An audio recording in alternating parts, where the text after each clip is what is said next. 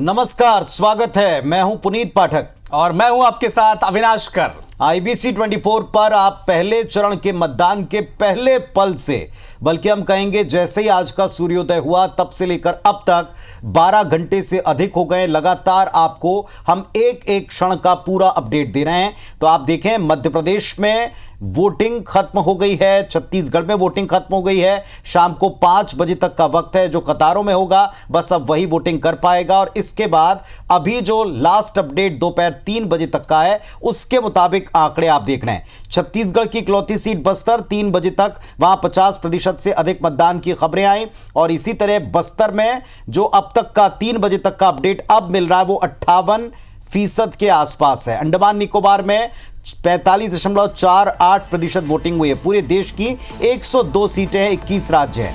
3 बजे तक के मतदान का प्रतिशत आपको अलग अलग जगहों का दिखा रहे हैं। बिहार में 39% तकरीबन वोट पड़ा है। दोपहर 3 बजे तक का आंकड़ा है। मध्य प्रदेश का आंकड़ा आप तक पहुंचा दें, 3 बजे तक करीब 53% वोटिंग हुई है, जबकि जम्मू कश्मीर में 3 बजे तक 57% वोटिंग के आंकड़े अब तक हमें मिल पाए। लक्षद्वीप की बात करें तो वहां पर 3 बजे तक 43.98 यानी 44% के आसपास मतदान अब तक हुआ है।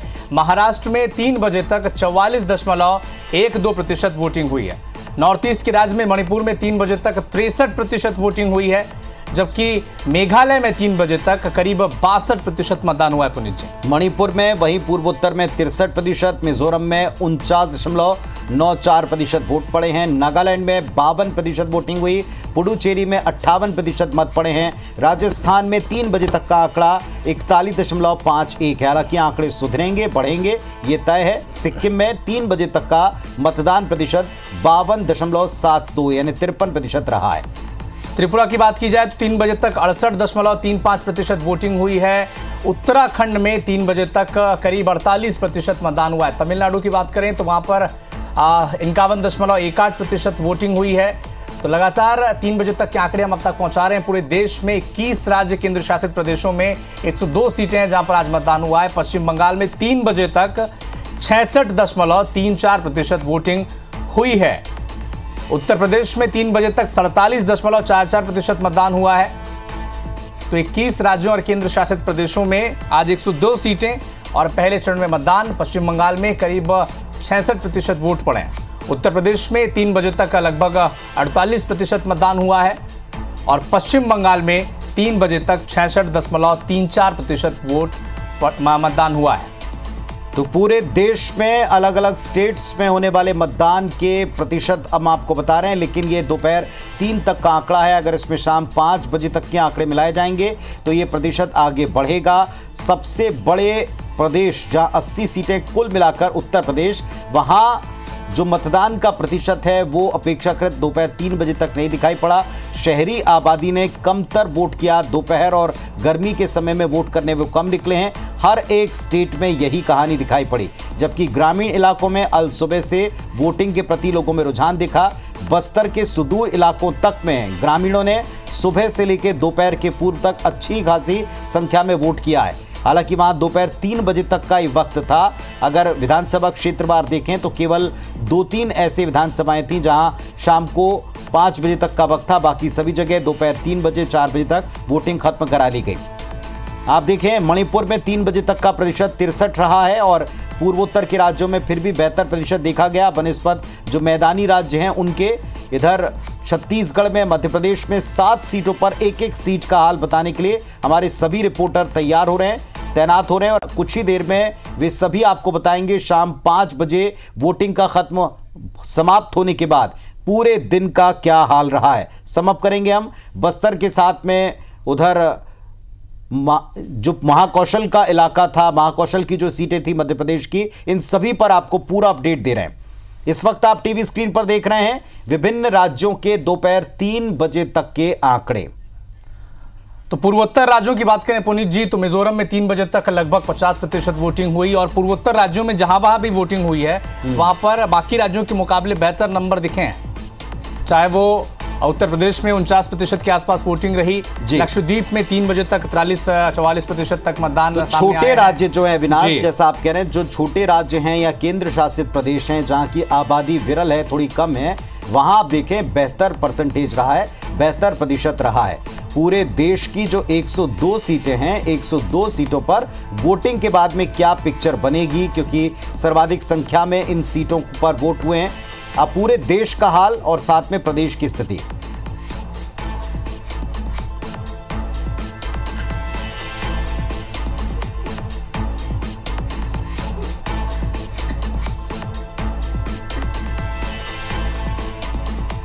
चलिए, इस वक्त हमारे 3 सहयोगी जुड़ रहे हैं, सीधे उनका रुख करते हैं। बस्तर से पूरा हाल बताने के लिए हर एक कॉन्स्टिट्यूएंसी से हमारे अलग अलग संवाददाता साथी इस वक्त जुड़ रहे हैं, सीधे उनका रुख करते हैं। हमारे साथ में नरेश मिश्रा जुड़ रहे हैं, जगदलपुर से इस वक्त जुड़ चुके हैं। संदीप जो है नारायणपुर के विभिन्न इलाकों में घूम घूम कर आपको प्रतिदिन की समाचारों के साथ साथ आज का क्या खास स्थिति रही है, हाल रहा है, ये बस्तर में नारायणपुर क्षेत्र से संदीप आपको बताते रहे। और साथ में संतोष तिवारी ये भी हमारे साथ में जुड़े। सबसे पहले जगदलपुर चलेंगे, नरेश के पास में। नरेश, पूरे दिन की स्थिति अगर आप सम अप करना चाहें, शाम को 5 बजे तक बस्तर का पूरा हाल किस तरीके का रहा है?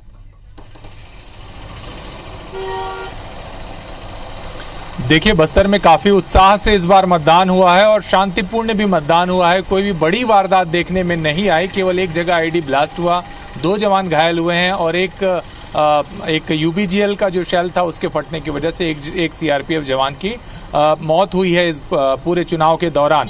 बाकी जिस तरह से बहिष्कार का ऐलान हो रहा था माओवादियों की तरफ से, उसके मुकाबले बिल्कुल लोगों ने बढ़ चढ़कर मतदान किया। और बस्तर इलाके में लोकसभा चुनाव में पिछले 2 दशक में इस बार रिकॉर्ड बनता नजर आ रहा है। अगर बस्तर जिले की ही मैं बात करूं, जिसमें 3 विधानसभा क्षेत्र आते हैं, तो यहाँ 75% से अधिक का मतदान हो चुका है। करीब ये आंकड़ा 5 बजे तक 78% के करीब पहुंच रहा है। तो अगर आप ओवरऑल देखेंगे बस्तर लोकसभा की, जिसमें बाकी जो विधानसभा जहां पर 7 बजे से 3 बजे तक का मतदान का समय था, तो यहाँ के आंकड़े अगर आप मिला लें तो लगभग इस बार पहली बार ये होगा कि 70% से ऊपर ये मतदान होता दिखाई दे रहा है, जो बीते 2 दशक में एक तरह से रिकॉर्ड वोटिंग मानी जा सकती है बस्तर के लिहाज से। तो ये महत्वपूर्ण उपलब्धि है लोकतंत्र के तरफ जो बढ़ते कदम है। बस्तर के संवेदनशील क्षेत्रों में भी जिस तरह से लोगों ने बढ़ चढ़कर मतदान किया है, वो अपने आप में काफी उल्लेखनीय है। और इसके लिए कहीं ना कहीं जिला निर्वाचन अधिकारी, पुलिस के वरिष्ठ अधिकारी, इन तमाम लोगों की उन तैयारियों को इसका श्रेय जाता है, जिससे बस्तर में शाम 5 बजे तक शांतिपूर्ण मतदान संपन्न हुआ है। हालांकि अभी भी पुनीत, आप जानते हैं कि बस्तर के बहुत से ऐसे क्षेत्र हैं, 590 अति संवेदनशील केंद्र है, जहां से ईवीएम मशीन और मतदान दलों को निकालना अभी बाकी है। तो अभी ये सिर्फ 5 बजे तो वोटिंग खत्म हुई है, वोटिंग का समय खत्म हुआ है। लेकिन जब तक ये दल सुरक्षित पूरी तरह से बाहर नहीं आते, तब तक बस्तर का चुनाव पूरा नहीं माना जाता। लेकिन मतदाताओं का समय पूरा हो चुका है। उन्होंने अपना मताधिकार इस्तेमाल कर आने वाले समय में लोकतंत्र में की तरफ उनका जो बढ़ता रुझान है, उसकी ओर इशारा किया है इस मतदान के प्रतिशत के साथ। पुनीत, एक बार फिर से जो हमने तमाम जगहों पर बातचीत की नरेश, उसमें यही दिखाई पड़ा है कि जो शहरी इलाके हैं उनके वोटर्स के बनिस्बत जो ग्रामीण इलाके, रिमोट क्षेत्र हैं, वहाँ लोगों ने अपनी जिम्मेदारी ज़्यादा बखूबी निभाई है। क्या आपने भी यही देखा है? जगदलपुर या आसपास के क्षेत्रों से आपको रिपोर्ट मिल रही होगी?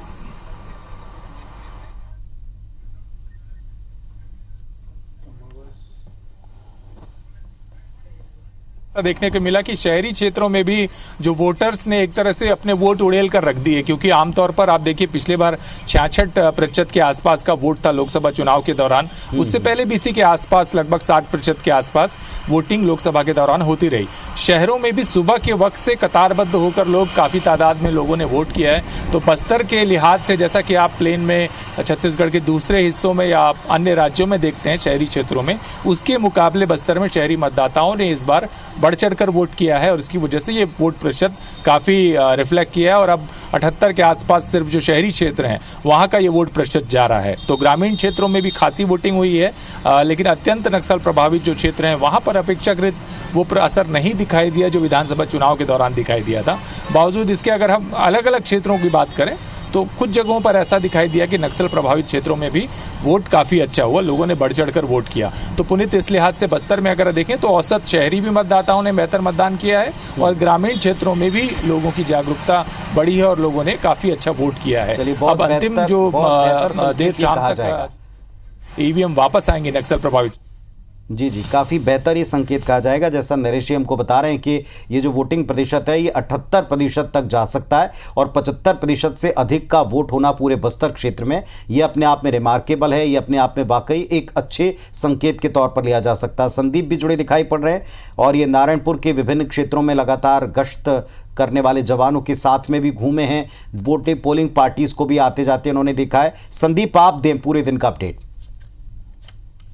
देखिए, नारायणपुर के अकेले की बात करें तो यहाँ पर मतदान प्रतिशत 60% से ऊपर तक जाएगा, क्योंकि जो जिला प्रशासन नारायणपुर ने आंकड़े जारी किए हैं 3 बजे के, वो 59.80 तक है। मतलब लगभग 60% तक मतदान 3 बजे तक हो चुका था। 3 बजे के बाद जो लोग अंदर थे, उसके बाद जो मशीनें, ईवीएम मशीनें जो देर से सेंसिटिव इलाकों से पहुंचेगी और उसके बाद उनकी जो गिनती होगी और जो आंकड़े आएंगे, क्योंकि कई जगह ऐसा है कि मोबाइल नेटवर्क्स की भी बहुत ज्यादा दिक्कत है, तो ये आंकड़ा कहीं ना कहीं अकेले नारायणपुर से अब देखेंगे कि 60% तो छुएगा ही, उसके ऊपर भी जाएगा। और जैसे कि हम कह रहे हैं कि फिर से ग्रामीण इलाकों में काफी उत्साह देखने को मिला था, चाहे वो डंडवन हो, चाहे फिर यही कोहका की बात कर ले। हम बहुत सारे इलाके ग्रामीण इलाकों में हम गए थे जहां पर बढ़ चढ़ कर लोग वोट दे रहे थे। शहरों में भी देखिए 14,70,000 वोट है पूरे बस्तर संभाग में, जिसमें 7,70,000 अकेले महिलाएं जो मतदाता हैं। तो जिस भी मतदान केंद्र में जा रहे थे तो पुरुषों से ज्यादा लंबी लाइन हमें महिलाओं की दिख रही थी, और जो लाभार्थी योजना है उसको लेकर काफी ज्यादा महिलाएं उत्साहित थी। अब देखने वाली बात है कि ग्रामीण इलाके में उसका क्या होता है असर। दूसरा आपको बात करें कि जिला प्रशासन का आंकड़ा हमारे पास अभी 3 बजे का जो आया है, तो चौंकाने वाले आंकड़े बस्तर और कोंडागांव से मिल रहे हैं। पुनीत जी, इसमें देखिए बस्तर से 70.56, कोंडागांव से 70.93, मतलब बस्तर और कोंडागांव में 70% से ज्यादा वोट 3 बजे हो चुका था। अब जो पोलिंग पार्टियां आएंगी वो वोट जो है अलग से जुड़ेगा, जो प्रतिशत वो आंकड़ा बढ़ाएगा। बीजापुर में कम वोटिंग 3 बजे तक हुई थी। बीजापुर में महज 35% वोट दिखाई दे रहा है 3 बजे तक। इसके अलावा कोंटा में 46.70 जो है वोट पड़े थे। इसके अलावा चित्रकूट में 62.8%, दंतेवाड़ा में 56.34% और जगदलपुर में 61.56%। तो ओवरऑल अगर पूरे बस्तर लोकसभा सीट की अगर बात करें, आप ओवरऑल की बात कर रहा हूं मैं, तो 58.14% जो है वोटिंग अभी 3 बजे तक थी। इसका एवरेज जो गिर रहा है, आप एवरेज देखेंगे कि बीजापुर में सबसे ज्यादा एवरेज जो है बीजापुर से हमें गिरता दिखाई दे रहा है। और कोंटा, जहां के कवासी लखमा खुद 6 बार के विधायक रहे हैं, वहां का भी जो है सबसे कम प्रतिशत, लगभग 40% के आसपास। और बीजापुर, तो ये जो 2 सीट है ये काफी जो है एवरेज गिरा रही है मतदाता प्रतिशत का। जबकि कोंडागांव और इसकी बात, बस्तर की बात करें तो 70 के ऊपर जा रहा है। नारायणपुर जैसे हमने उम्मीद की थी, तो खुद सुरक्षा बल भी इस पे काफी हर्ष का इस पे विषय दिख रहा है कि 60% को आंकड़ा पार करेगा, क्योंकि जो यहाँ पर जैसे ही कांकेर में एनकाउंटर हुआ था, नारायणपुर में एक भाजपा नेता की हत्या हो गई थी, तमाम धमकी भरे पत्र जारी हुए, सारी चीजें चल रही थी, तो लग रहा था कम वोट होगा, लेकिन कहीं ना कहीं आंकड़ा 60% तो पार करेगा ही। जो जिला प्रशासन के लोग हैं उन्हें उम्मीद है कि ये आंकड़ा 3-4% बढ़ के 65% तक पहुंचेगा। जी चलिए, तो ये एक बड़ी बात आप बता रहे हैं। कोंडागांव बस्तर में प्रतिशत बढ़ाने वाले आंकड़े, उत्साहजनक एक माहौल दिखाई पड़ा है। और जैसा नरेश जी भी हमको बता रहे थे, दूसरी तरफ अगर बीजापुर से देखें तो वहां का या सुकमा का परसेंटेज अभी बनिस्बत थोड़ा सा कम दिख रहा है। लेकिन क्या अपडेट है ये भी हम देखते हैं अविनाश। बिल्कुल, संतोष हमारे सहयोगी इस वक्त हमारे साथ बीजापुर से ही जुड़े हुए हैं। जैसा कि आंकड़े बता रहे थे संदीप की, बीजापुर में 46% के आसपास मतदान वहां पर हुआ है। क्या जो आईडी ब्लास्ट हुआ है उसके चलते ये वोटिंग परसेंटेज थोड़ा कम दिख रहा है? संतोष, आपके पास अभी क्या अपडेट है ये भी दर्शकों से साझा करें। आपको सबसे पहले बता दूं कि अब जो 3 बजे तक का जो था, 3 बजे तक 39% का मतदान हुआ है। हालांकि कई ऐसे इलाके हैं जहाँ पे 3 बजे तक होने का था मतदान, लेकिन ग्रामीण पहुंच चुके हैं, उनको बाउंड्री के अंदर कर दिया गया है, वहां का भी रिजल्ट आना बाकी है। पिछले साल के यदि आप लोकसभा की बात करें तो पिछले साल भी 42% तकरीबन मतदान हुए थे, और इसी आशंका का अभी भी लगाया जा रहा है कि अभी 39% 67 अभी मतदान 3 बजे तक का है, और अभी भी लोग अंदर हैं जो अभी मतदान कर रहे हैं। इसको लेकर एक अंदाजा लगाया जा रहा है कि पिछले बार जो 42 साल कमोबेश 42% के आसपास अभी इस बार भी जाएगा। लेकिन अभी कई ऐसे नक्सल प्रभावित इलाके थे जहाँ पे मतदान नहीं हुए थे, लेकिन इस बार भारी उत्साह के साथ मतदान किए हैं। आपको बता दूं कि यहाँ पे महिलाओं की मतदाताओं की संख्या ज्यादा है पुरुषों की अपेक्षा, बढ़ चढ़कर हिस्सा लिए हैं। कई ऐसे नक्सल प्रभावित इलाके थे कि वहां से मतदान दल वहां पहुंचने के बाद वहां पे मतदान पेटियों चेंज कर दिया गया, तो उसके बाद वहां पे आके बड़े उत्साह के साथ महिला और पुरुष मतदान कर रहे थे। बंगापल्ली की बात करें तो बंगापल्ली नक्सल प्रभावित इलाका माना जाता है, वहां के शिफ्टिंग कर दिया गया था, मगर वहां के भारी उत्साह के साथ अभी भी मतदान चल रहा है। हालांकि बाउंड्री बनाया गया था, उस बाउंड्री के अंदर भी है बैठे हुए हैं ग्रामीण वहां के मतदाता वहां के, लेकिन वहां पे अभी भी मतदान चल रहा है। इसको लेकर लेकिन अंदाजा इसकी कोई लगाया एक वजह आप देखते हैं क्या संतोष? बहुत संक्षेप में आप बताइएगा, जो स्वयं वहां के प्रत्याशी, उनके अपने क्षेत्र में यह हाल क्यों?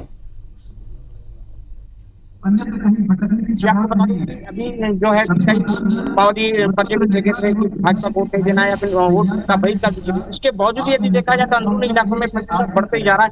अभी भी कम से 40 के ऊपर प्रतिशत मतदान होने की अंदाजा लगाया जा रहा है।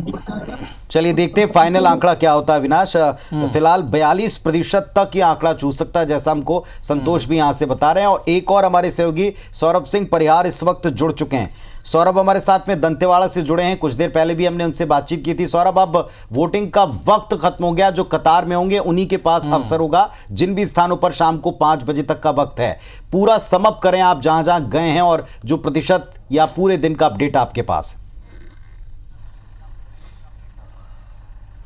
बिल्कुल, देखिए पुनीत, बस्तर लोकसभा चुनाव की तारीख आज थी और काफ़ी पहले से ये तैयारी हो रही थी और कार्यकर्ता भी इंतज़ार कर रहे थे कि 5 साल का जो पर्व, जो लोकतंत्र का पर्व एक बार आता है लोकसभा का, उसकी पूरी तैयारी थी और इंतज़ार कर रहे थे। और सबसे महत्वपूर्ण आप जो है 2-3 चीज़ें यहाँ पर समझना होगा कि सबसे पहले बस्तर के लोग चाहते हैं कि नक्सल मुक्त हो ये बस्तर जो है और यहाँ पर विकास हो। और इसी बात को जो है बार बार प्रधानमंत्री मोदी, अमित शाह, सारे लोग कहते रहे, चाहे मुख्यमंत्री विष्णुदेव साय हैं। दूसरी चीज आप देखिए कि उत्साह इतना ज्यादा है, बीजापुर को अगर छोड़ दें तो कुछ जगहों पर आप देखिए जहां पर नक्सली की वारदात हुई है वहां पर भी लोग नहीं डरे हैं और अपना वोट देने के लिए जरूर पहुंचे हैं। हालांकि बहुत ज्यादा सुरक्षा बल जो है बढ़ाई गई थी, काफी सेंसिटिव थे कई इलाके, उसके बाद भी जो है निर्वाचन आयोग की तरफ से तमाम तैयारियां की गई थी और जिला प्रशासन की ओर से हेलीकॉप्टर की सुविधा भी मुहैया कराई गई थी। तीसरी सबसे महत्वपूर्ण बात है कि जिस तरीके से यहां पर 2023 विधानसभा चुनाव के नतीजे देखें बस्तर संभाग में, मैं लोकसभा की बात नहीं कर रहा हूं, बस्तर संभाग में, तो आप देखें कि 8-4 के नतीजे हैं, 8 बीजेपी 4 कांग्रेस। तो ऐसे में कहीं ना कहीं लोगों को लगा था पहले से ही कि 2024 हम जो है कांग्रेस को जो है बीजेपी को देंगे यहां पर, क्योंकि मोदी की गारंटी को लेकर बार बार यहां पर यही लोग बार कह रहे हैं कि मोदी की गारंटी पर हमें भरोसा है। लेकिन जो है कवासी लखमा के आने से कहीं ना कहीं जो महेश कश्यप जो बीजेपी के कैंडिडेट थे वो थोड़ा जो है उनके सामने उतने ज़्यादा पावरफुल नजर नहीं आए, कारण कि कवासी लखमा कई बार के विधायक रह चुके हैं और मंत्री भी रह चुके हैं, इसलिए जो है उनकी पहुंच, उनके जो पहचान है वो बीजेपी के जो प्रत्याशी है उनसे कहीं ज़्यादा रही। लेकिन मोदी के नाम पर ये जरूर है कि बार बार लोग ये कह रहे हैं कि मोदी पर हमें विश्वास है, मोदी की गारंटी पूरी होगी। और खासकर आदिवासी इलाके में जहां पर ऐसे कई चीजें हैं जिसको लेकर लगातार ये राज्य की सरकार काम कर रही है, वही केंद्र की सरकार ने भी जो है आदिवासी एरिया के लिए, आदिवासी क्षेत्रों के लिए स्पेशल योजना बनाई है। तो अब देखना होगा कि आने वाले समय में जब जिस दिन रिजल्ट आएंगे तो यहाँ का जो सांसद है वो कौन बन रहा है, बीजेपी या कांग्रेस।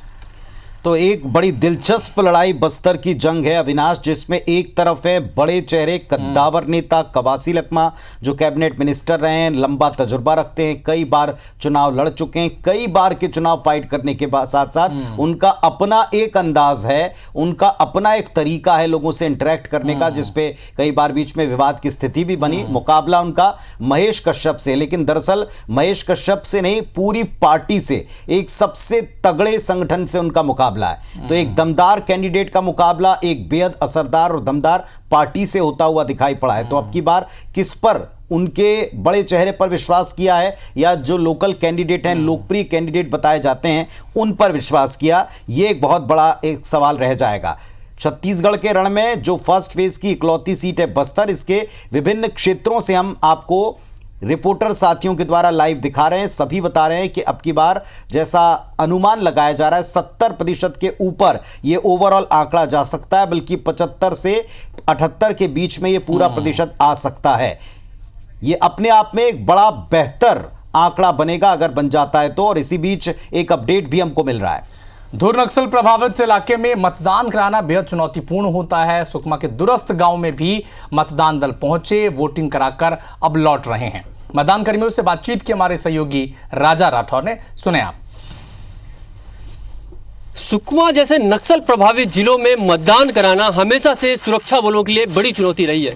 एक बार फिर से लोकसभा चुनाव के लिए पहले चरण का जो मतदान हुआ है वो बस्तर में हुआ है। हम इस समय सुकमा जिले के सामसट्टी इलाके में मौजूद हैं। आप देख पा रहे हैं कि ये जो अधिकारी और जवान चल रहे हैं सीआरपीएफ के, कोई सर्चिंग पर नहीं निकले हुए थे, बल्कि ये जो अधिकारी हैं ये मतदान कराकर लोकतंत्र का सबसे बड़ा पर्व मनाकर वापस लौट रहे हैं। ईवीएम के साथ वीवीपैट और बाकी सब आप देख पा रहे हैं, कंधों पर लाद कर जो कर्मचारी हैं वो चल रहे हैं। आप कहाँ मतदान कराने गए थे? सामसट्टी। कितना वोट हुआ है? 70 से ऊपर हुआ है, 70% से। तो इस तरीके से आप जा रहे हैं कंधे पर ईवीएम लेकर, कैसा लग रहा है आपको? ऐसा लगेगा, थकान तो लगता ही है। फिर भी लोकतंत्र के इस पर्व में आप लोग सबसे महत्वपूर्ण भूमिका निभाए हैं। उसके बाद अब वापस जब मतदान करा के लौट रहे हैं तो कैसा फील हो रहा है? ठीक लग रहा है, वापिस जा रहे हैं तो क्या नाम है आपका? गोपी किशन राठिया। तो ये गोपी किशन राठिया है जो मतदान करा के मतदान दल का सामसट्टी की जो दल टीम है उसका हिस्सा थे। आपको बता दूं कि सामसट्टी में 2 मतदान जो पोलिंग बूथ थे, एक गोगुंडा और दूसरा सामसट्टी, दोनों जगह मतदान हुए हैं और मतदान करा के सुरक्षा बलों की कड़ी सुरक्षा में ये टीमें वापस कैंप तक लौट रही हैं। राजा राठौर, IBC 24 सुकमा। तो राजा राठौर ने बातचीत भी की और वाकई में जो तस्वीर दिखाई वो अद्भुत है, मतदान दलों की वापसी की तस्वीर। इस बीच अपडेट मध्य प्रदेश का भी देखें। 3 बजे तक का वोटिंग प्रतिशत 53.4 रहा है। बस्तर में 58.14 है दोपहर 3 का, लेकिन ये आंकड़ा 75% से 78% के बीच जा सकता है। इस बात के पूरे अनुमान लगाए जा रहे हैं क्योंकि कई सारे इलाकों में 70% से अधिक वोटिंग है और रिमोट एरियाज में ये 70% से ऊपर है। ये सबसे अच्छा एक आंकड़ा है। कोंडा गांव में 70% से अधिक मतदान हुआ है। बस्तर के और रिमोट इलाके बीजापुर में 70% से अधिक मतदान की खबर है, लेकिन कुछ जगह हैं जहां पर अभी भी वोटिंग प्रतिशत कम है। बीजापुर में दोपहर 3 तक का ऑथेंटिक आंकड़ा 39% रहा है और ओवरऑल 42 तक जा सकता है, लेकिन अगर पूरे क्षेत्र को मिलाएं तो ये 70% से अधिक आंकड़ा जाता दिखेगा। तो चुनाव में इस वक्त की क्या स्थिति है, मतदान का वक्त खत्म होने के बाद क्या हालात हैं, कितना प्रतिशत ओवरऑल वोट जाता दिखाई पड़ा है और किन्हीं क्षेत्रों में मतदाताओं के बीच में चेहरों को लेकर, मुद्दों को लेकर या फिर अपनी समस्याओं को लेकर वोट किया गया, इस पर हम चर्चा कर रहे हैं, बात कर रहे हैं। 102 सीटों में से 7 सीटों पर पूरी तरह नजर और पकड़ रही है IBC 24। तो आपको विभिन्न क्षेत्रों से हाल बता रहे हैं। बालाघाट से भी जो हमको जानकारी मिल रही, बालाघाट सीट की बरघाट जो इलाका है वहां से 71 से 72% तक वोटिंग की जानकारी मिल रही है, जबकि सिवनी में 65% से अधिक मतदान की खबर है। ये शाम का प्रतिशत हमको धीरे धीरे मिलना शुरू हो गया है। इसके अलावा मंडला सीट पर देखें, केवलारी क्षेत्र है, वहां से 60% मतदान की खबर है, जबकि लखनादौन से 52% से अधिक, तकरीबन 52 से 53% के बीच आंकड़ा जाता दिख रहा है। यह अभी शाम के आंकड़े हम आपको दिखा रहे हैं। और ओवरऑल अगर पूरे सीट की बात करें बालाघाट पर तो 61 से 62% तक मतदान की जानकारी मिल रही। ओवरऑल देश के विभिन्न राज्यों में कितना प्रतिशत रहा है ये भी आपके सामने है।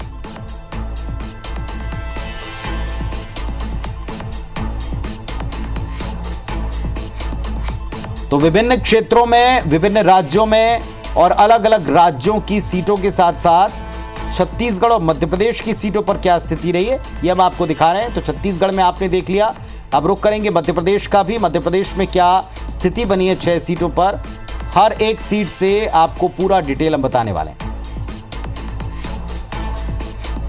और इस वक्त हमारे साथ छिंदवाड़ा सीट के ऊपर हाल बताने के लिए नवीन सिंह जुड़ चुके हैं, उनका रुख हम करेंगे और साथ में मेरे एक और सहयोगी अजय द्विवेदी भी मौजूद हैं। नवीन, पहले आपके पास आ रहे हैं। पूरा दिन हो गया और सबसे हाई प्रोफाइल देश की अगर सीटों का जिक्र करें तो उन टॉप 10 सीटों में भी जहां आप हैं मौजूद छिंदवाड़ा वो सीट आती है। कैसा रहा मतदान?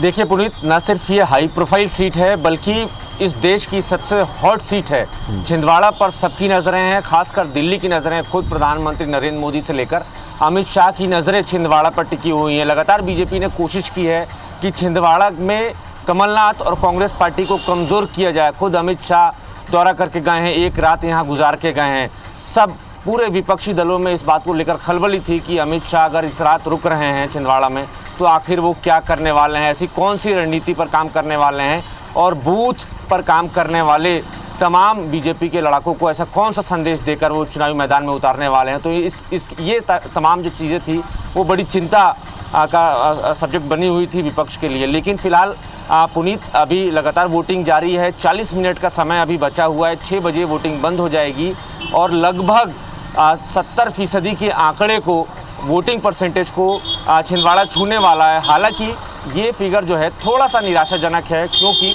पिछले चुनाव में 80% से ज़्यादा की वोटिंग हुई थी, लगभग 82% के आसपास वोटिंग हुई थी। लिहाजा चुनाव आयोग और दोनों ही राजनीतिक दल, जो भी मुख्य विपक्षी दल हैं, दोनों ही ये उम्मीद कर रहे थे कि इस बार 82% से ज़्यादा की वोटिंग होगी। लेकिन जो 4 बजे तक का आंकड़ा है वो 65% से ज़्यादा है और ये माना जा रहा है कि 5 बजे तक 70-72% तक मतदान हुआ होगा। लेकिन अभी भी वक्त है, 40 मिनट का समय बचा हुआ है। तो हम भी ये उम्मीद कर रहे हैं कि जो भी बचे हुए वोटर्स हैं, हम ये अपील भी कर रहे हैं लगातार, IBC 24 के तमाम रिपोर्टर्स भी और पूरी टीम ये अपील कर रही है कि जो भी वोटर्स बचे हुए हैं वो इन आखिरी के 40 मिनट में आकर अपना वोट कास्ट करें, ताकि न सिर्फ छिंदवाड़ा बढ़े बल्कि देश भी आगे बढ़े। तो राजनीतिक समीकरण की अगर बात करें पुनीत, तो लगातार कमलनाथ अपने 44 वर्षों के छिंदवाड़ा से रिश्ते को लेकर वोटर से कनेक्ट होने की कोशिश कर रहे थे। तो बार बार ये बता रहे थे कि जब उन्हें छिंदवाड़ा मिला था तो कितना पिछड़ा था और उन्होंने सड़कों से लेकर तमाम तरीके के बुनियादी विकास की आधारशिला रखी। और आज छिंदवाड़ा देश भर में जो चमकता है वो सिर्फ और सिर्फ कमलनाथ की वजह से और कांग्रेस पार्टी की वजह से है। दूसरी तरफ बीजेपी के युवा प्रत्याशी विवेक बंटी साहू हैं, जो ये लगातार दावा कर रहे हैं कि अगर भारतीय जनता पार्टी का सांसद छिंदवाड़ा से चुनकर आता है तो विकास को पंख लग जाएंगे, डबल इंजन की सरकार मिलकर काम करेगी और छिंदवाड़ा में तमाम वो सारे काम होंगे जो शायद वही तस्वीर हम कह सकते हैं नवीन के। एक तरफ है एक सबसे कद्दावर और एक गढ़ के एक पूरे प्रतीक रहे कमलनाथ जी, और दूसरी तरफ है एक ऐसा दल जिसके दलपति से लेकर नीचे कैंडिडेट तक सबने कहा है कि अब डबल इंजन की यहां जरूरत है। ये गढ़ ध्वस्त होगा या नहीं होगा, ये 24 के सबसे प्रमुख प्रश्नों में, 2024 की जंग के सबसे बड़े प्रश्नों में से एक रहेगी। अजय भी हमारे साथ में, अविनाश वहां से जुड़े हुए हैं, अजय द्विवेदी, और वे भी हमको बताएंगे आपने क्या महसूस किया है। क्या पूरे मतदान के दौरान जिस तरह का एग्रेसिव प्रचार और कैंपेन रहा, उतना उत्साह लोगों में भी नजर आया है? मैं यहाँ बताना चाहूंगा कि एग्रेसिव प्रचार हुआ है कांग्रेस की ओर से चाहे भाजपा की ओर से, एग्रेसिवली इलेक्शन कैंपेन हुआ है। और आज सुबह से वोटर जो खुल के निकल के आया है। 4 बजे के समय 70% मतदान छिंदवाड़ा में हो चुका था। 5 बजे के इलेक्शन कमीशन के जो डाटा है वो आने के है। पिछली बार जो है 80% मतदान हुआ था, तो पिछले बार का जो मतदान प्रतिशत है उसके आसपास होने की संभावना है। पूरे देश में लोकसभा चुनाव 2024 के पहले चरण में अब जो अंतिम घंटा होता है, इसमें जितने भी लोग वोटिंग करने पहुंचे उनसे लेकर अब क्या आंकड़ा बन रहा है। आपको बता दें कि इसमें छत्तीसगढ़ की एक सीट, बस्तर के अलग अलग क्षेत्रों से अपडेट आपको दिया। अब मध्य प्रदेश का रुख करेंगे। मध्य प्रदेश से भी हमारे तमाम साथी जुड़े हुए हैं। छिंदवाड़ा सीट से हमारे 2 साथियों ने हाल बताया छिंदवाड़ा पर क्या स्थिति है, और अब हम आपको अलग अलग इलाकों से जो अलग सीटें उनसे भी अपडेट देने वाले हैं।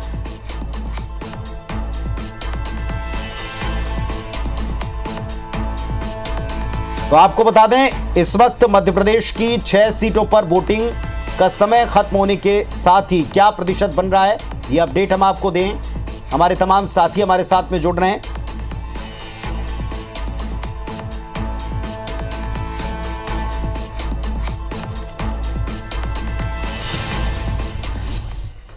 और इस वक्त हमारे साथी इस वक्त जुड़े हुए दिखाई पड़ रहे हैं। विवेक पटैया बालाघाट से जुड़े हुए हैं। नवीन और अजय से हम बातचीत कर रहे थे।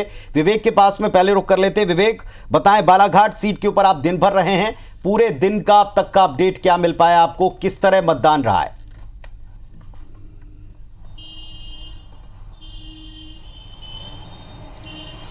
देखिए पुनीत, जो अभी 5 बजे तक का जो आंकड़ा बालाघाट संसदीय क्षेत्र का मतदान के प्रतिशत का मेरे पास आया है, वो काफ़ी जो है बालाघाट के जनता के एक कह सकते हैं जागरूकता की एक बड़ी पहल कह सकते हैं वो मतदान को लेकर। और बालाघाट संसदीय क्षेत्र में अभी जो पूरा मतदान का जो आंकड़ा है वो यदि हम देखें 5 बजे तक का जो आंकड़ा सामने आया है वो है 71.8%। ये अपने आप में एक बड़ा आंकड़ा है कि मतदान लोकसभा चुनाव में, क्योंकि अमूमन कहा जाता है कि लोकसभा चुनाव में मतदान का जो प्रतिशत है वो कम होता है, लेकिन 71% मतदान होना ये अपने आप में बता रहा है कि बालाघाट की जनता ने जागरूकता के साथ, बालाघाट सिवनी संसदीय क्षेत्र की जनता ने जागरूकता के साथ मतदान किया है। यहाँ तक कि इस संसदीय क्षेत्र में 3 विधानसभा ऐसी थी जो नक्सली प्रभावित थी, जिसमें परसवाड़ा थी, लांजी थी और बैहर थी। इन तीनों विधानसभाओं में 4 बजे मतदान समाप्त हुआ और अब कुछ ही देर बाद मतदान समाप्त होने वाला है। हालांकि अभी भी मैं बरघाट में हूँ। बरघाट में आप देख सकते हैं मतदान केंद्र सूने पड़े हैं और मतदाता यहाँ दिखाई नहीं दे रहे हैं, लेकिन यहाँ के लोगों का कहना है कि अधिकतर मतदान यहाँ पर जो है सुबह हो चुका है और अब कुछ मिनटों बाद जो है मतदान जो है वो ख़त्म हो जाएगा और उसके बाद पोलिंग पार्टियां जो अपनी ईवीएम को लेकर जो है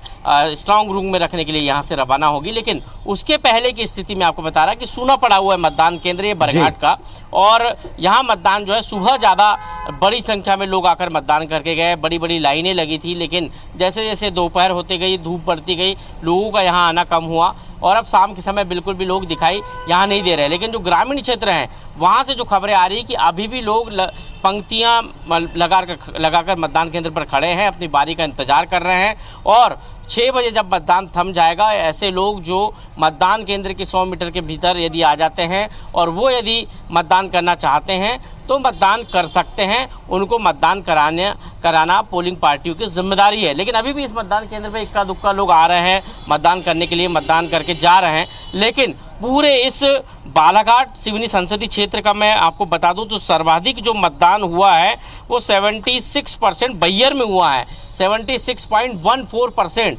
मतलब बैहर की जनता जो नक्सल प्रभावित बैहर है, जहां शाम 4 बजे तक मतदान होना था, वहां 74.14% मतदान हो चुका है और थोड़ा बहुत इसमें और इजाफा हो सकता है। यानी हम कह सकते हैं कि ये जो है 75% के आसपास जा सकता है। उसके बाद दूसरे नंबर पर है परसवाड़ा, ये भी जो है नक्सल प्रभावित क्षेत्र है। यहाँ पर भी जो है शाम 4 बजे तक मतदान हुआ और 74.8% यहाँ पर मतदान हो चुका है। उसके बाद हम आते हैं तो करीब 72% लांजी में मतदान हुआ है। ये भी जो है नक्सल प्रभावित विधानसभा है और यहाँ पर 72.19% मतदान रिकॉर्ड अभी तक हुआ है। इसके भी बढ़ने के अनुमान हैं। तो कह सकते हैं कि जो नक्सल प्रभावित क्षेत्र है बालाघाट के, वहाँ पर ज़बरदस्त तरीके से लोगों ने अपने मताधिकार का उपयोग किया है। तो वहीं 2 जो शहरी क्षेत्र है, एक बालाघाट, दूसरा सिवनी। सिवनी में महज 65% मतदान अभी तक हुआ है और बालाघाट में 68% मतदान हुआ है। ये अपने आप में बताता है कि शहरी जनता जो है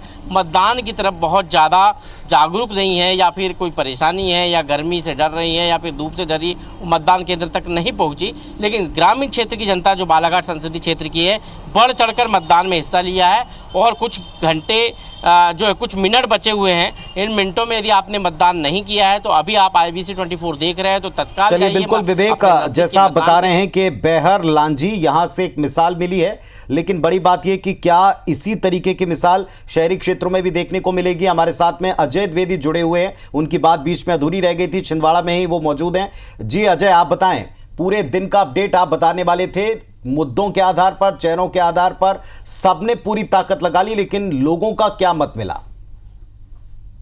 मैं पुनीत जी आपको बताऊंगा कि छिंदवाड़ा में मतदान को लेकर खासा उत्साह है। छिंदवाड़ा में 7 विधानसभा क्षेत्र, छिंदवाड़ा पांडुरंगा जिले में, छिंदवाड़ा शहर में जरूर मतदान का प्रतिशत कम आ रहा है। बाकी ग्रामीण क्षेत्रों में लोगों का रुझान बहुत तेजी से बढ़ा है, मतदान प्रतिशत में भी अच्छा इजाफा हुआ और पिछली दफा हमारे यहाँ 82.79% मतदान लोकसभा में हुआ था। मुझे लग रहा है कि मतदाता जिस तरह से घर से बाहर निकले हैं दोपहर बाद, तो पिछली दफे का जो मतदान प्रतिशत है उसके आसपास छिंदवाड़ा छू लेगा।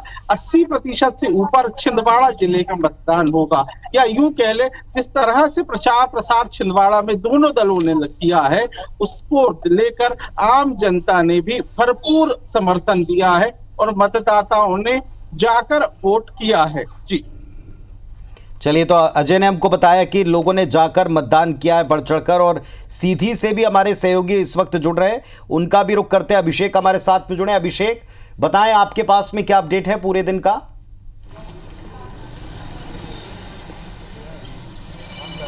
हाँ, देखिए, अगर हम सीधी की बात करें तो सीधी में कांग्रेस और बीजेपी के नेताओं ने, जो प्रत्याशी और यहाँ के स्थानीय नेता हैं, उन्होंने जी जान से कोशिश की थी कि यहाँ पर मतदान का प्रतिशत जो है लगभग 60% से ऊपर हो। लेकिन शुरुआती दौर में जो शुरुआती 2 घंटे थे, यहाँ पर मतदान की स्पीड तो देखने को मिली, लेकिन जैसे जैसे दिन बढ़ता गया मतदान की गति धीमी होती गई। गर्मी के कारण जो है लोग घरों से बाहर नहीं निकले, और मध्य प्रदेश की जो 6 सीटों में आज पहले चरण में वोटिंग हुई है उसमें सबसे कम वोटिंग कहीं हुई है तो भाई सीधी में ही हुई है। सीधी में 51% वोट शाम को 5 बजे तक डाले जा चुके हैं। अभी हालांकि वोटिंग खत्म होने में 15 से 20 मिनट का वक्त बचा है, लेकिन फाइनल आंकड़े जो है लगभग 7 बजे के बाद आएंगे। उस वक्त ये पता चल जाएगा कि इस गर्मी के मौसम में भी लोग कितना बाहर निकल पाए हैं। लेकिन यहाँ पर अगर हम बात करें तो रिझाने के मतदाताओं को रिझाने का काम दोनों ही दलों ने बखूबी किया था, जी जान से कोशिश की थी। हालांकि कांग्रेस ने यहाँ पर अपने दिग्गज नेताओं को नहीं उतारा था, लेकिन बीजेपी ने दिग्गज नेताओं की एक फौज उतार दी थी। चाहे जेपी नड्डा की बात करें, राजनाथ सिंह की बात करें, मुख्यमंत्री मोहन यादव हो, पूर्व मुख्यमंत्री शिवराज सिंह चौहान हो, ये तमाम नेताओं ने यहाँ पर लगातार प्रचार किया था, पार्टी के पक्ष में माहौल बनाने का काम किया था। लेकिन जिस तरीके से मतदान यहाँ पर हुआ है तो उससे ये लग रहा है कि लोगों में जो चुनाव प्रचार के दौरान देखने को मिल रहा था वह इस मतदान के दौरान देखने नहीं मिला है। और यहाँ पर मतदान की गति जो है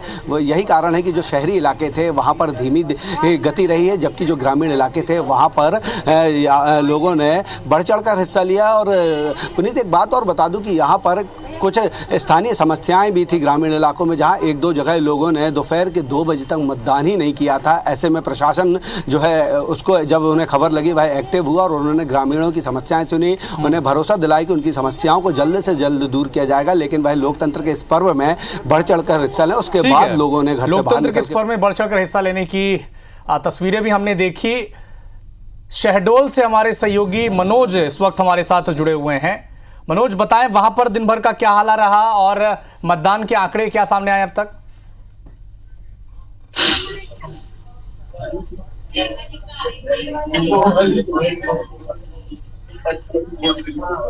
मनोज, आपको अगर हमारी आवाज आ रही है तो दिन भर का अपडेट बताएं। जी, जैसा कि यहाँ पे सीधी में सुबह सीधी लोकसभा के लिए सुबह 7 बजे से मतदान चालू हो गया था और 7 बजे के बाद सुबह जब मौसम ठंडा था तो उस समय मतदान केंद्रों में भीड़ देखी गई थी थोड़ी बहुत। लेकिन जैसे ही 10 बजे के बाद मतदान केंद्रों में लगभग भीड़ कम हो गई और मतदान धीरे से वोट परसेंटेज कम हो गया। लेकिन अब अगर देखा जाए तो पूरे जिले में जितनी भी विधानसभा एक एवरेज में अभी सिर्फ 45 से 50% तक अभी मतदान हो पाया है। तो 50% मतदान की खबरें हमको बता रहे हैं मनोज सीधी से। इसी तरीके से आप देखें सीधी शहडोल से अभिषेक ने भी हमको अपडेट दिया कि उन सारी जगहों के ऊपर जो शहरी इलाके थे, अभिषेक वहां भी क्या यही ट्रेंड दिखाई पड़ा है? शहरों में वोटिंग प्रतिशत के मुकाबले गांव में ठीक ठाक रहा है वोट? क्योंकि पूरे दिन भर के दौरान हमने देखा है कि बस्तर जैसे इलाकों में ग्रामीण और शहरी अब की बार वो ट्रेंड वहां टूटा है। आपने क्या महसूस किया? शहरी और ग्रामीण हिस्सों में किस तरह के वोटिंग ट्रेंड दिखे? अगर हम बात करें शहडोल और सीधी के जो शहरी इलाके थे यहाँ पर लोगों में इस बार जो है मतदान को लेकर रुझान कम देखने को मिला है। इसकी एक वजह मौसम भी बताई जा रही है, क्योंकि यहाँ पर जो टेम्परेचर था वह लगभग 40 डिग्री के आसपास था और यहाँ पर गर्म हवा चल रही थी। इसलिए लू की वजह से भी लोगों ने दोपहर के वक्त जो मतदान का प्रक्रिया थी, मतदान का जो क्रम था वो काफ़ी स्लो रहा है। लोग घरों से बाहर नहीं निकले। सुबह जब 7 बजे प्रक्रिया शुरू हुई थी, हमें जो वो पोलिंग बूथ थे वहाँ पर ज़रूर लाइन देखने को मिली थी। लोग सुबह के वक्त यहाँ पर वोट डालने को आए थे। लगभग 10 बजे तक लोगों ने बढ़ चढ़ कर हिस्सा लिया था और उसके बाद शहरी क्षेत्रों में मतदान की गति धीमी हो गई थी। लेकिन जो ग्रामीण इलाके थे उसमें जो ग्रामीण मतदाता थे वो काफ़ी जागरूक नजर आए हैं और वहाँ पर जो है सारे दिन जो ग्रामीण इलाके के जो पोलिंग बूथ थे वहाँ पर मतदाताओं की लाइन जरूर देखने को मिली है। ग्रामीण इलाकों में जागरूकता इस बार मतदान को लेकर देखने मिली है, क्योंकि लोकतंत्र का पर्व और यही कहा जो है जिला निर्वाचन आयोग भी लगातार यही स्थिति हर जगह देखने को मिली। अभिषेक की ग्रामीण इलाकों में ये ट्रेंड ज्यादा बेहतर देखने को मिला, शहरी इलाकों में ये ट्रेंड थोड़ा सा धीमा रहा। रवि हेमराज सिसोदिया शहडोल से हमारे साथ जुड़े हुए हैं। रवि, बताएं वहां पर वोटिंग परसेंटेज के आंकड़े क्या अब तक मिल पाए आप तक?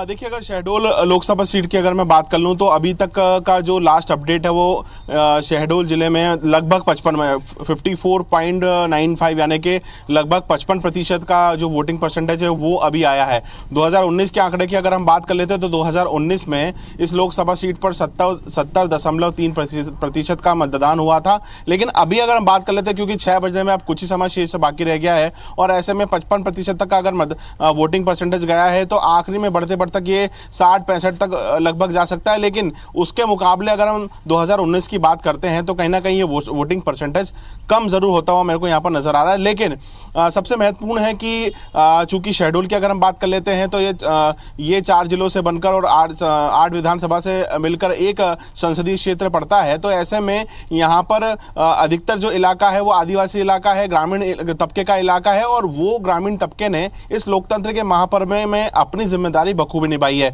ग्रामीण तबके के लोग अल सुबह ही वोटिंग डालने के लिए निकल गए थे, शाम तक भी वो वोटिंग डालने के लिए निकले। लेकिन जो शहरी वोटर है, शहरी मतदाता है, वो कहीं ना कहीं वोटिंग से, अपने मतदान के अपने अधिकार से नदारद रहे हैं, क्योंकि हमने शहरी जो वोटिंग बूथ है, पोलिंग बूथ है, वहां पर भी हमने जाके दिन में रिपोर्टिंग की है, जहां हमने देखा है कि भीषण गर्मी का असर जो है वो देखने को मिला है। शहडोल जो शहरी इलाका है, ग्रामीण इलाका है, इस पूरे क्षेत्र में लगभग 40% के आसपास जो है, माफ कीजिएगा 40 जो सेंटीग्रेड है वो इतना यहाँ पर सेल्सियस 40 डिग्री सेल्सियस यहाँ पर गर्मी का तापमान रहा है। तो ऐसे में कहीं ना कहीं भीषण गर्मी ने एक बहुत बड़ा यहाँ पर रोल निभाया है कि लोग जो है पोलिंग बूथ तक नहीं पहुंच पाए हैं। ग्रामीण इलाकों में जहां पर बढ़ चढ़कर ग्रामीणों ने इस लोकतंत्र के महापर्व में हिस्सा लिया, तो वहीं शहरी क्षेत्र हमेशा की तरह नदारद रहा।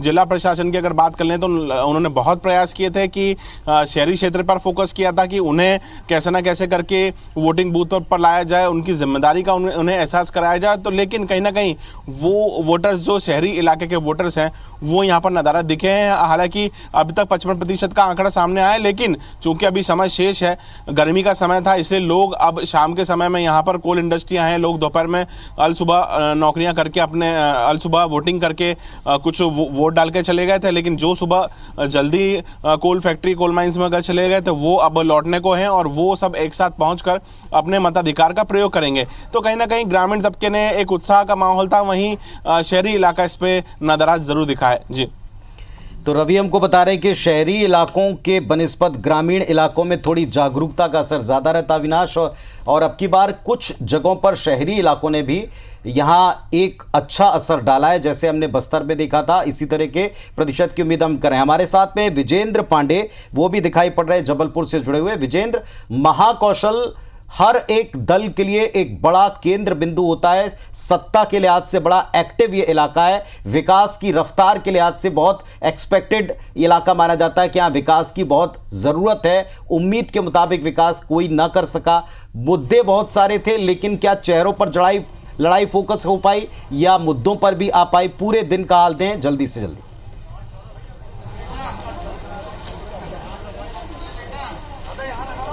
बेशक पुनीत, सही कहा आपने कि महाकौशल को लेकर सियासी जंग देखने लायक थी। मध्य प्रदेश के पहले चरण में महाकौशल की 4 सीटों पर ये चुनाव हुआ, आज वोटिंग हुई और इसीलिए भी ये तल्खियां हमने देखा कि किस तरह से जोर शोर से दोनों ही पार्टियां प्रचार में थी। चूंकि इकलौती सीट जो कांग्रेस पार्टी होल्ड कर रही थी 28 के अलावा 29वीं छिंदवाड़ा वो इसी महाकौशल से आती थी। यही वजह है कि काफी चुनाव प्रचार ने जोर पकड़ा और उसके बाद आज प्रत्याशियों की किस्मत ईवीएम में कैद हुई है।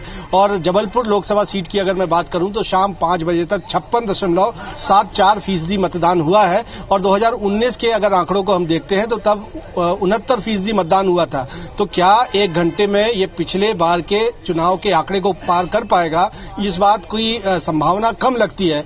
इसकी कई वजह मानी जा सकती हैं। पहला तो ये कहा जा रहा है कि मौसम जो था वो बड़ा गर्म था। हमने देखा कि अर्ली मॉर्निंग अच्छी पोलिंग हुई थी, सुबह सुबह से पोलिंग बूथ पर मतदाताओं की कतारें लग गई थी। शाम को भी ये पोलिंग अच्छी हुई है, लेकिन फिर भी 56.74% मतदान जो है वो कुछ कम देखा जा रहा है। देखना होगा कि फाइनल आंकड़े जब एक घंटे के बाद मतदान के बाद सामने आएंगे वो क्या फिगर होता है। महाकौशल में सबसे ज्यादा वोटिंग 73% से पार 73.85% छिंदवाड़ा में ही हुई, क्योंकि छिंदवाड़ा सबसे हॉट सीट न सिर्फ महाकौशल बल्कि मध्य प्रदेश का बना हुआ था। आगे भी हम आपसे विस्तार से बातचीत करते रहेंगे। जैसा आप हमको बता रहे हैं विजेंद्र के महाकौशल की छिंदवाड़ा सीट तो पूरे देश की हाई प्रोफाइल और हॉट सीट रही ही है। और महाकौशल क्षेत्र में क्या आपकी बार नतीजा है, वही गढ़ बने रहते हैं या ध्वस्त होते हैं, ये एक सवाल रहेगा। आपके भी जहन में होगा कि आपकी बार गढ़ बदलते हैं या फिर गढ़ के ऊपर वो कब्जा बरकरार रहता है। आपसे जो अपडेट हमको मिला इसके बारे में भी आपको बता दें कि यहाँ कुछ इलाकों में वोटिंग प्रतिशत चौंकाने वाले हैं और कुछ जगहों के ऊपर वोटिंग प्रतिशत का कम रहना ये भी एक स्टडी का विषय हो सकता है। एक घंटे बाद और जब एक फाइनल फिगर्स मिलेंगे, ऑथेंटिक फाइनल फिगर्स मिलेंगे, तब इसके बाद पुनः आपसे चर्चा करेंगे। फिलहाल आप सारे जो तमाम दर्शक हमको देख रहे हैं और हमारे जो तमाम साथी आपको अपडेट दे रहे थे, उन सब के जहन में एक ही सवाल है कि सरकार में महाकौशल मध्य प्रदेश और इधर छत्तीसगढ़ का बस्तर किसके साथ है, यह पता चलेगा 4 तारीख को। सबसे पहले सटीक नतीजे हम ही आपको बताने वाले। फिलहाल हम दोनों को आप इजाजत दें। खबरों का अपडेट का सिलसिला IBS 24 पर लगातार जारी। नमस्कार।